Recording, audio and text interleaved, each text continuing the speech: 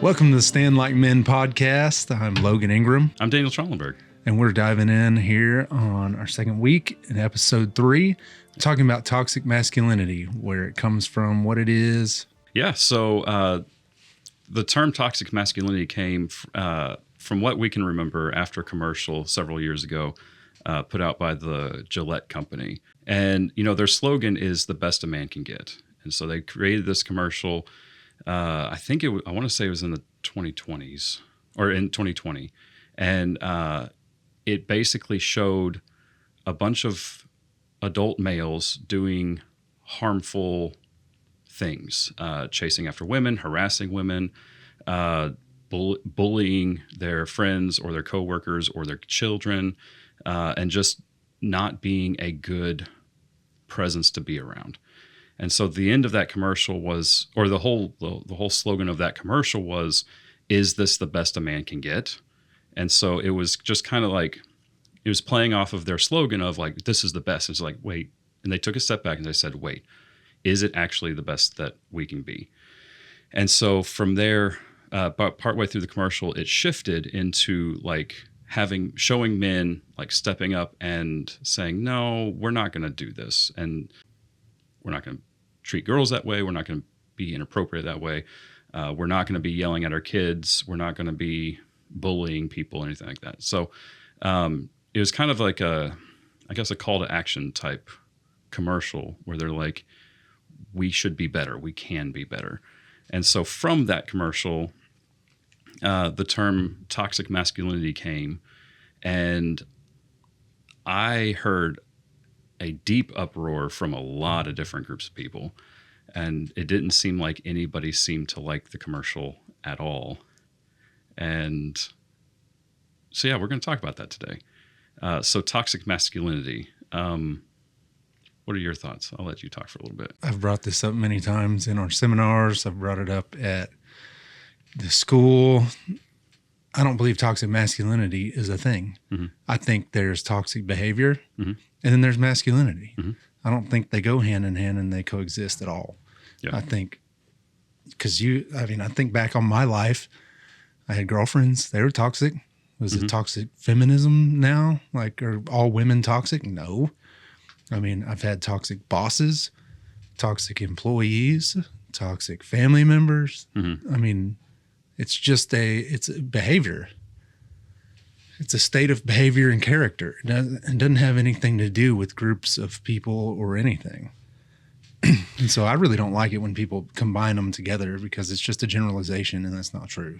Yeah. And I think that's where a lot of the disagreement came is like, how are people like grouping the words together? Because like the words are toxic, like the words that we're saying are toxic masculinity. Are we saying that masculinity is toxic, or we're saying that there's toxicity often associated with masculinity in this masculinity? And I think that was a mistake that they made, or not, or maybe it's on purpose. I don't know. Yeah, there was a group of people. I want to say Harvard. They proposed what's called the grand assumption. The grand assumption is basically saying that whenever you interact with anybody, you should approach them with the assumption that they are a good person doing the best that they can, and that they are not out to get you. They're not out to belittle you or to put you down. They are genuinely doing the best that they can. And if they approach you with the same mindset, then there's a lot more harmony and cohesion and whatnot. And I think overall that's pretty good because, like, I don't go around trying to get people. I don't go around trying to, like, cause harm to people, either in like physically or socially or anything like that. I have no interest in that. And so I would love for people to approach me and just assume that I'm doing the best that I can to do the right thing. And so if we were to take the grand assumption, all very long road to get to this point. If we were to take the grand assumption and apply it to the commercial, we would assume that Gillette was trying to do a good thing and trying to say that there is masculinity and then there are people that are toxic. Because the great assumption, whatever, yeah, is a great way to approach life. And Yeah. me and my wife have actually had discussions about this early on in our marriage. One or both of us would, be wronged by the other, and our just assumption automatic was, well, they're doing that on purpose. They're trying to make me mad. They're trying to hurt me. And just, when we had it, one time we had it out a little bit, and I told her, you've got to assume that I am thinking about you when I make these decisions, that I am trying the best that I can. I'm not out to get you. Like, we're married, we're on the same team, and I believe in a perfect world, everybody would be that way. Mm-hmm. And I believe that in general, as a good person, that's a great way to look at life. You're optimistic about life. You're optimistic about other people until they show you differently. Yeah. That's where I believe maybe a little preparation and how to handle those situations comes in, but it has nothing to do with toxicity No. and bad behavior. And that's a discussion for another time too. But I believe assuming that people are trying the best they can is a great way to do it. And it's a good default setting. It is. And I've actually got a lot of experience in the psychiatric realm and psychiatric care, and especially adults with severe and persistent mental illness, schizophrenia, bipolar, a lot of them. And some of them are dual diagnosis, so they have drug and alcohol abuse problems too. It's incredible how they will respond to you if you approach them that way. Mm-hmm. And this is a great conversation. I don't know how we're going to... I think this is good. So circling back to the toxic masculinity, in our discussion, we're not trying to put blame on the Gillette company. No. We're not attributing malice to the Gillette company. What we're saying is that they brought up a conversation that there was disagreement on the interpretation of what the two words toxic masculinity mean. Yes. And I agree with you. I believe that there's masculinity and there's people that are toxic. And if you are toxic, the more toxic you are, the less masculine you are. It goes back to that conversation we were having previously of the alpha male and how toxic it is and how awful it is. And like the people who are out there being the quote unquote alpha male, like they're not being masculine. In preparation for this, I was thinking about an analogy that I thought of was when my wife was diagnosed with skin cancer. She was a person with skin cancer. She had skin cancer. She was not skin cancer. Yeah. And so you see toxic behavior, but like you said, it's behavior. It's somebody that has this behavior. They're not this toxicity person. Yeah. It goes back to sin too. I mean, and I know I'm guilty of it. You take on this identity. Well, I'm a sinner and I am this bad thing. I am bad because I've done this bad thing. And that's not true. I mean, it's not true in any of those realms. I feel like the phrase toxic masculinity and a lot of what the mainstream media has done with it is a cop-out. It's just saying men are bad. We need to squash that. We need to squash this toxic behavior. And it's bled into our schools, into churches, into any organization, really. And these boys are now growing up thinking that they're bad. That is wrong. That's not okay. No. And so we, as a nation, as a world, we've got to fix that. Yeah. I mean, and I think men are the ones that have to do it. We have to, the way you really overcome like a bad stigma is you got to show the opposite. Yeah. Words don't do anything. Yeah. Actions always are greater than words. And so it's never going to change if we're just sitting there yelling at each other and saying, we're not this way. We're not this way. Honestly, we could keep our mouths completely shut and just change the way we behave, change ourselves and take responsibility for yourself and do it right.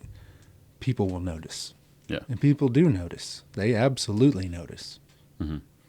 Yeah. I was really disheartened like after the commercial and everybody just kind of, I thought the commercial was great.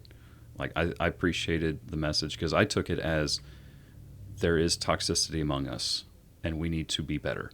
we need to stop bullying people. We need to stop harassing people. We need to stop. We can be better.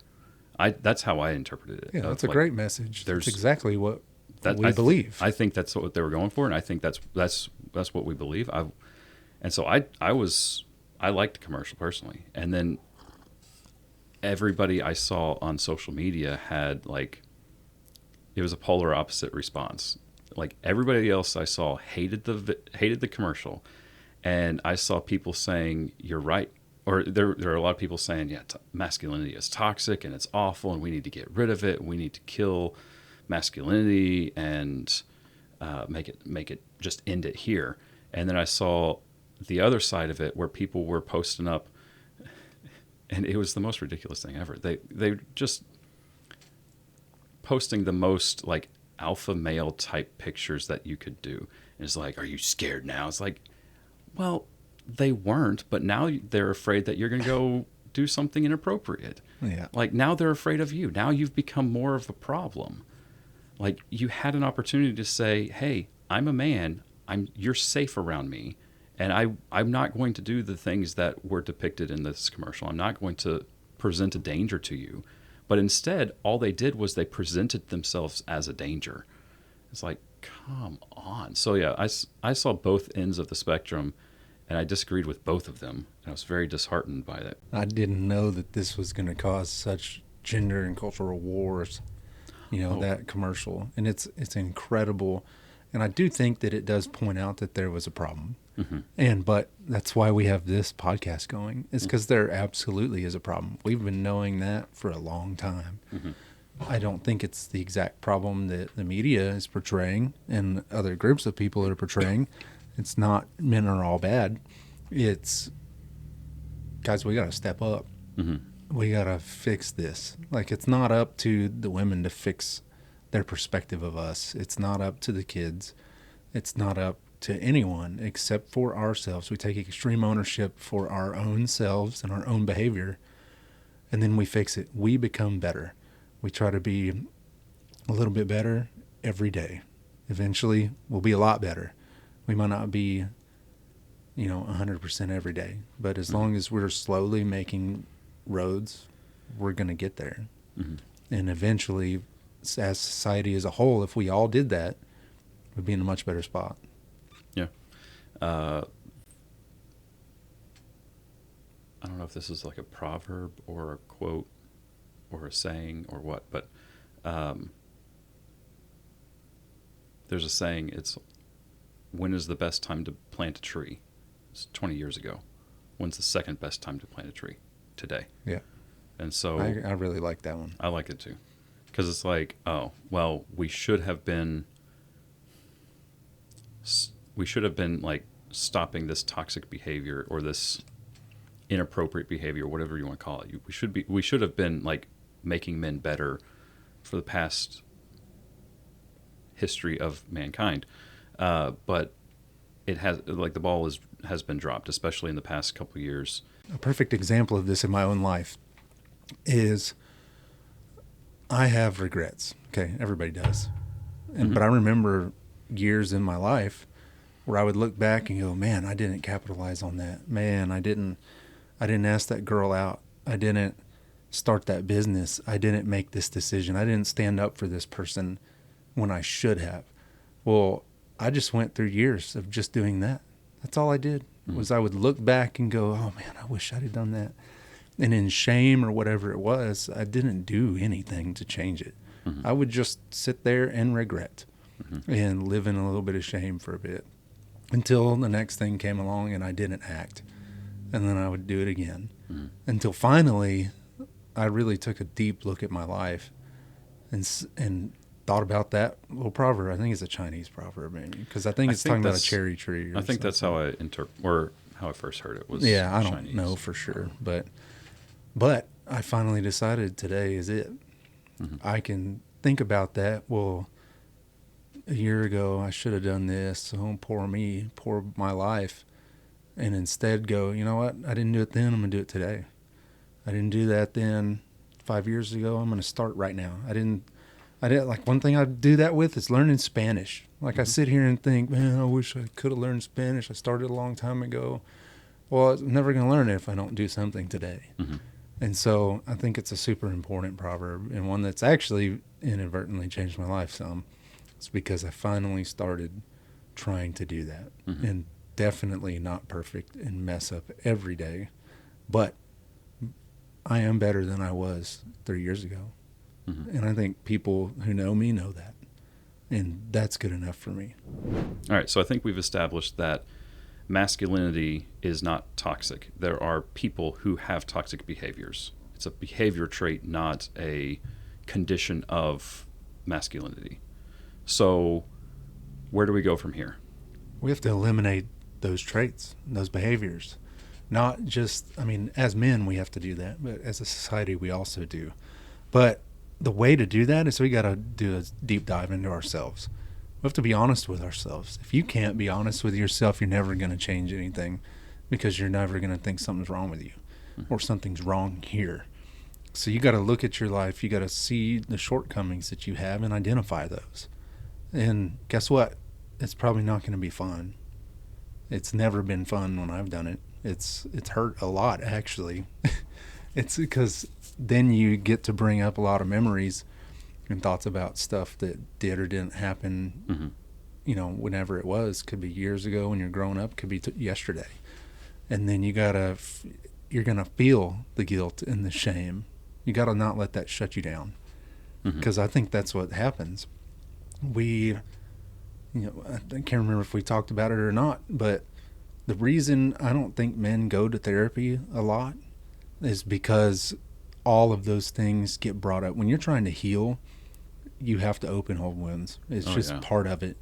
And what we're really good at is closing them back off, and then going, "Oh, I'm not going back." That, you know, we're macho about it, and I guess where some of this toxic masculinity stuff comes in. Well, they don't want to go to therapy, all this stuff. Yeah, we've got to do it. I think there was a stigma put on therapy for men a long time ago, men's mental health, that for whatever reason still has a stranglehold on men in the world. Yeah.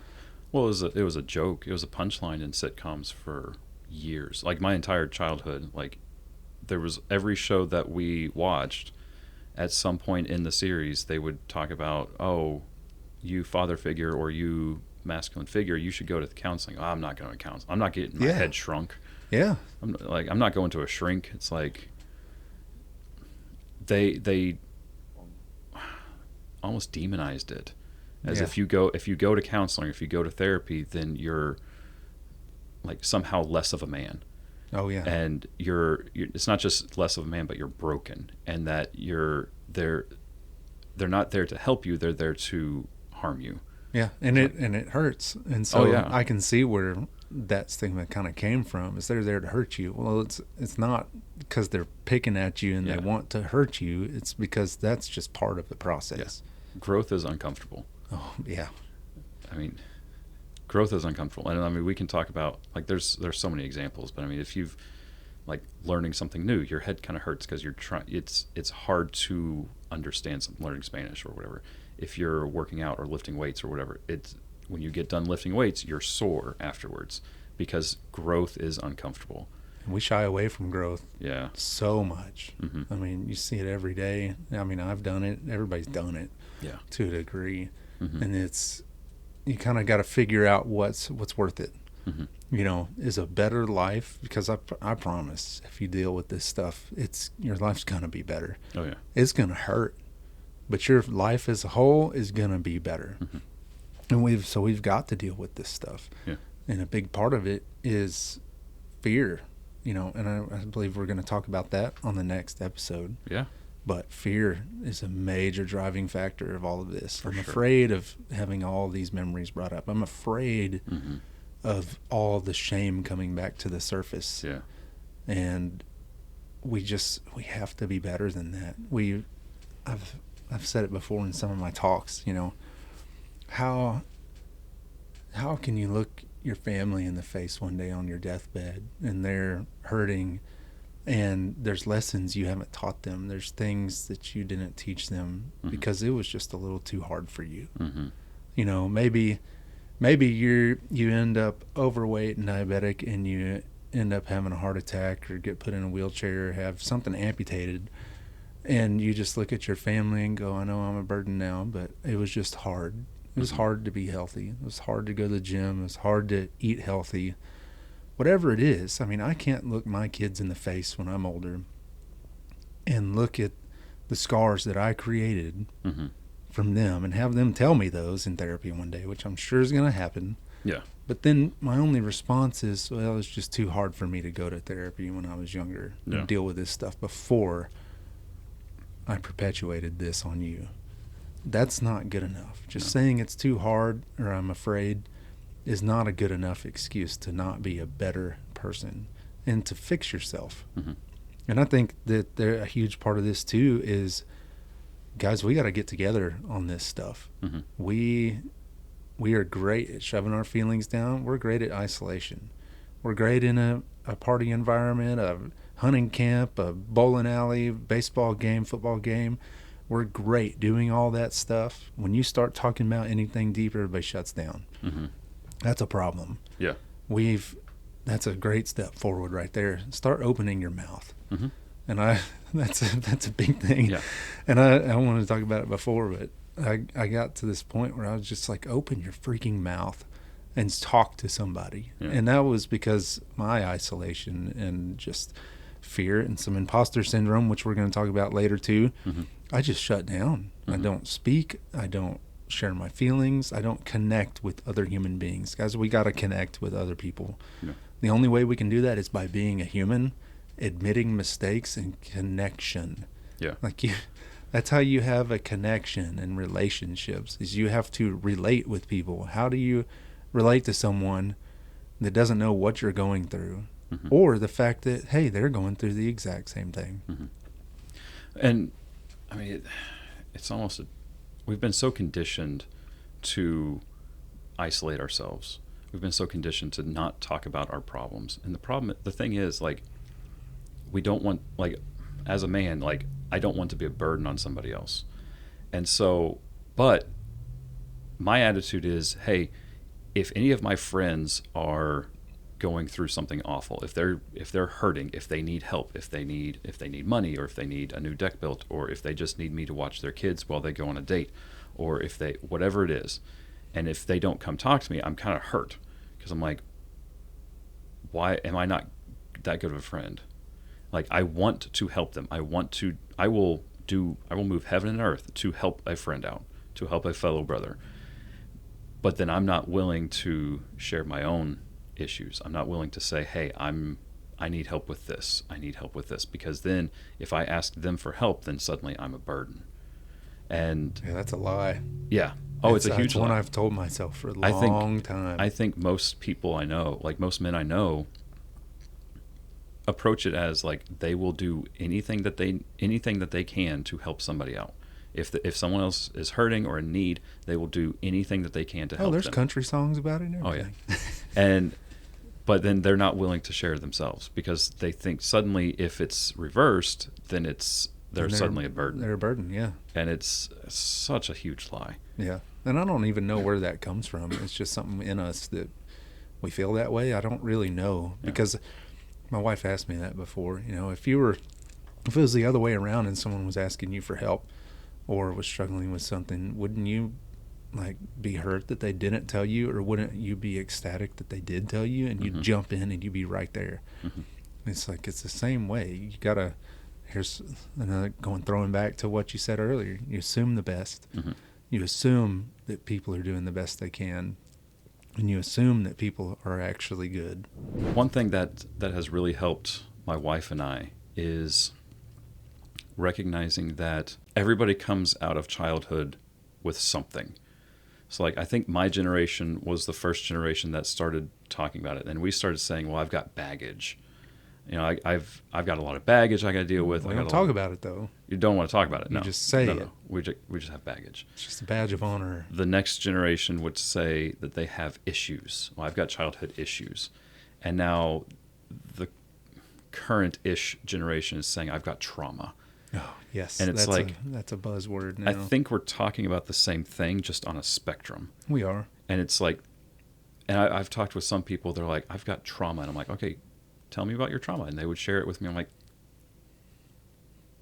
I know that feels traumatic to you, but looking at it objectively, like, that's not trauma. That's baggage or issues. Regardless of what it is, you have to heal from it. I knew a guy, college student, a couple years ago, who, if anybody had a right to be angry, just like an angry person, it was him. And talking with the guy, you would have no idea. He is the most gentle, kind-hearted person ever. He's working on healing from his childhood. That's like, my quote-unquote trauma pales in comparison to his. But everybody comes out of childhood with some sort of issue that they have to heal from, whatever that is. And because we are raised by imperfect people, and we're put in imperfect situations, because we're supposed to be in Eden, we're not in Eden, and we're raised by sinful people, and we have to heal from that. And we're not going to grow, and we're not going to be the men that we need to be unless we're healing from our past. And so that's another conversation that we'll have in future episodes, I'm sure. Yeah. But knowing everybody has problems, everybody has things that they need to improve, everybody has traits that they need to stop. We have to stop looking with social media eyes. Like, right now, social media, people are only posting their good. People are not posting their bad hair day. People are not posting their zits or whatever. Like, they're not posting their bad. They're only posting their good. And then they're using filters, and they're using every tool available to them to make it seem better than it actually is. Because for some reason in our world right now, we can't not be perfect. Because if we post anything that's not perfect, then people start to judge us, and they start to say, well, why aren't you perfect? You should be perfect right now. It's like, my friend, you're not perfect. So we have to stop looking at other people as they've got it together, because they don't. They're struggling just as much as you, maybe even more. And reach out to people, talk to people. That was one of the biggest things that held me back, was thinking nobody else is dealing with this. Mm-hmm. No one else knows what this feels like. No one else struggles with this. No one else feels this shame. Mm-hmm. And that's not true at all. It's a lie from Satan. And there's a lot of it, it's not even on purpose. It's just because we don't talk about it.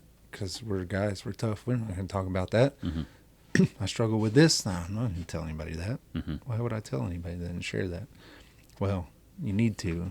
Yeah. Because you can actually change other people's lives. Mm-hmm. And I think that's where we have to get with it. We have to know that what we do matters. Mm-hmm. That something we'll probably, I think we should touch on the whole episode, is responding versus reacting. Mm-hmm. So we've got to respond and to this stuff, this toxic masculinity stuff, by responding. When you respond, you consciously make an effort to listen to what's going on, adjust, really take in the situation, and then make a concerted effort to make a conscious decision and respond.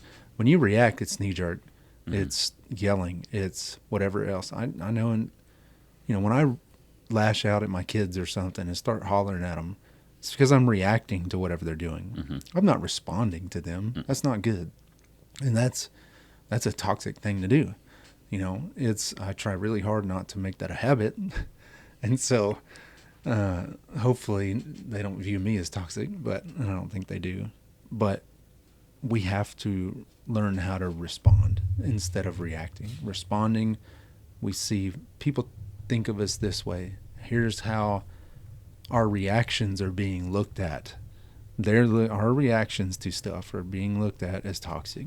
Mm-hmm. We need to learn how to respond instead. Mm-hmm. We don't just start fighting and yelling at people online and all of that stuff. We're not toxic. Like, you're proving, in their mind, you're proving their point. Mm-hmm. And that's not where we need to go.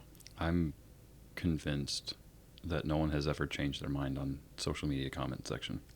I've never seen it. Never seen it happen. Ever. I don't know that anyone No. has ever. I think I got close once. But here's something though too, and this isn't about going out and saving the world in one fell swoop. Mm-hmm. This is about planting seeds, Mm-hmm. because, yeah, we might not be able to fix the world today. Mm-hmm. That's very likely. I'm almost 40. You're 38. 38. Yeah, like we're middle aged, Mm-hmm. sort of now. We're on the back end of middle age, my friend. Oh, be quiet. I'm not listening to any of that. But Life expectancy, we're over half of that. But we have to know that we're probably not going to save the world. Yeah. This podcast is probably not going to save the world. No. What we want it to do, what I want it to do, is plant some seeds in men's hearts and hopefully start the road to better. Yeah. We're planting the tree today because it wasn't planted That's before. exactly what we're planting seeds. Planting the tree today. Planting the seeds Oh, today. man, look at that tie-in. I wasn't even thinking about it. Yes. Man, we're good. All right. Thank you for joining us for this episode of the Stand Like Men podcast. Today we talked about toxic masculinity and the buzzword that it is. It's not that masculinity is toxic, it's that there are men who have toxic traits and toxic behaviors. Join us next time when we're going to talk about fear and everything that goes along with that. Our verse is 1 Corinthians 16, 13, and 14. Be watchful. Stand firm in the faith. Act like men. Be strong. Let all that you do be done in love.